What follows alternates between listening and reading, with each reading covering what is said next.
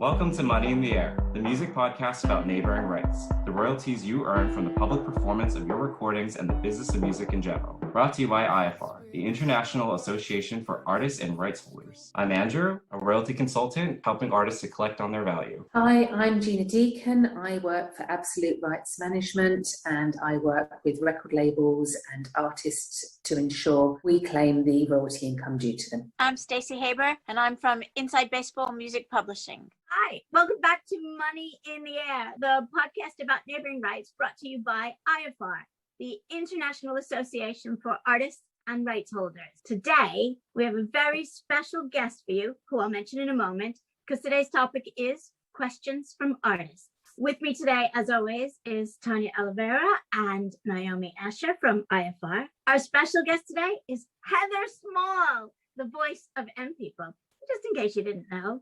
Hi, Heather. Hey, how you doing? Good. You all right? Yes, I'm good. Good. Welcome to the podcast. Thank you. Pleasure to be here. Thank you. So what's on your mind? What don't you understand about neighboring rights? Ask me a question. Okay. First one. So I'm already a PRS member. Does that cover me for PPL too? Tanya, you want to handle that one? Sure, yeah, that does not cover you for PPL. So excellent that you're a PRS member. That covers you for songwriting and your publishing. However, PPL deals with your performance on a recording, whether you are a featured member of M People, for example, or you sessioned with other artists as a backing vocalist, for example. They are not related. They're totally separate. So you need to join PRS and PPL. Well, will a record company ensure that I'm linked as a featured performer on M People recordings? Everybody laugh. What do you think, Naomi? No, they won't. I mean, the record label registers recordings and they, insert the label copy. But a couple of things. First of all, it's only recently, since about 2015, 2016, that there's been any requirements for PPL for the label to have detailed performer information. Prior to that, there was no requirement on that front. So you'll find that a lot of pre-2015, 2016 recordings, really, they don't have a huge amount of information because there was no requirement to include it. Now there is, but anything older, no. And then you have the album version, which usually does include the majority of information because it usually is pretty accurate right from the label copy. But then when you have all the remixes and re-records and the samples and the live performance, none of that tends to have any information, or they have very limited information unless you are actively updating your PPL or you have a representative that is doing that for you. Then you often find that you are not automatically connected to most of your recordings. Obviously, if you're a member of PPL directly, then you just need to be vigilant about checking to make sure that you're actually connected to everything you should be on. And the tricky thing is also samples, is making sure that you're on all of the samples that you should be on as well. So, for instance, when you were with M People and you performed as a featured artist. I wasn't a featured artist, that's what I'm trying to say. Okay, what were you considered? I was a band member. Did you sign a recording agreement to be part of the band? Yes. With the record label? Yes. That makes you a featured contracted performer and entitles you to a bigger piece of the pie of the neighboring rights royalty. So the record label should have registered the recordings as a rights holder, and then you, as a performer, go in and claim the recordings for your singing lead vocals. If you played an instrument as well, you would also claim as an instrumentalist. If you did your background vocals as well, you would also claim as a background vocalist. Every audible contribution you made on the recording, you should have an extra piece of the pie for. Not every territory pays for all roles. They'll only pay for the first and the biggest, but some countries do. So that's why you want to include everything. And also, if you re-record anything, so your re-recording restriction under your record agreement has expired, and you re-record Proud, and you own that recording, then you're the rights holder and you have to go in and register it and then claim for yourself as a performer. And if somebody samples your vocals, They're in trouble. They are in my book. But what you go and you clear the sample, and then you go and claim the new song. And depending upon the clearance, I, as a lawyer, would say that you only give them the license for the uncleared sample if they include you as a featured performer on the new track. Say the new track is called 1, 2, 3. Whereas if you don't have that in the sample clearance license, you only get non-featured performer which is a tiny percent. So you want the bigger piece of the pie. Cool. So did that clear it up for you? Thank you. Bringing it right back. Do you have another question? Yes, I do. If PRS and PPL are separate, why is there the joint license? Girls, Okay. who wants to take that one? No, I mean, you was talking about this recently.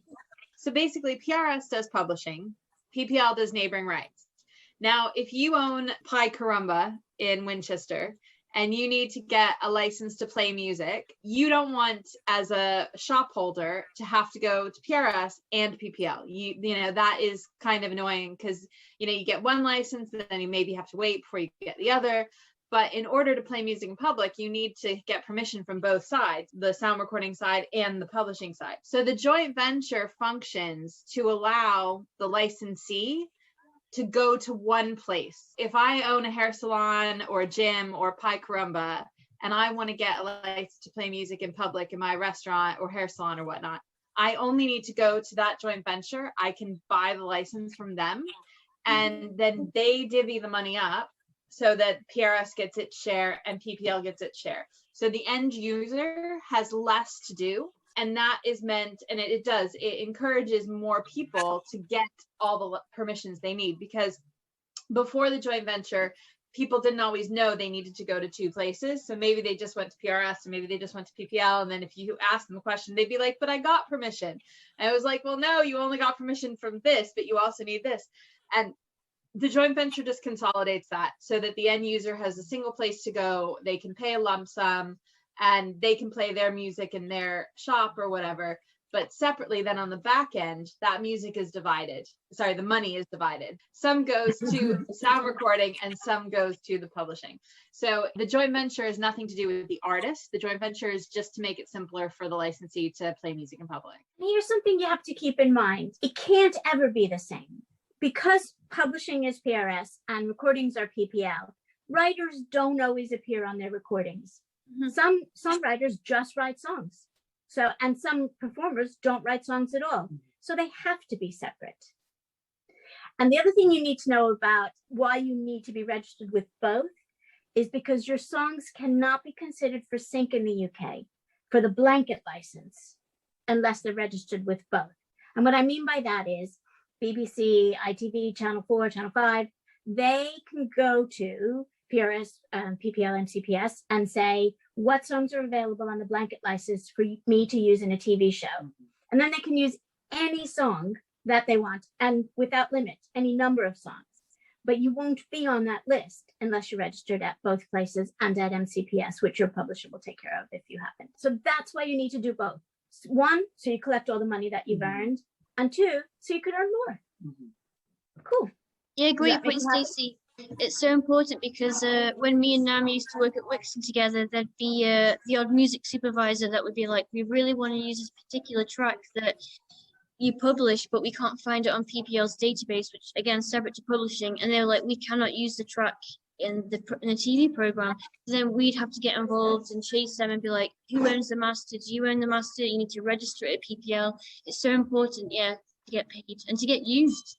I'm afraid that's all we have time for today. If you have more questions, please come back another day. Yeah, I'll come back. I know you will. You're so lovely. Thank you. And thank you for listening. Remember, go to www.ifr.co.uk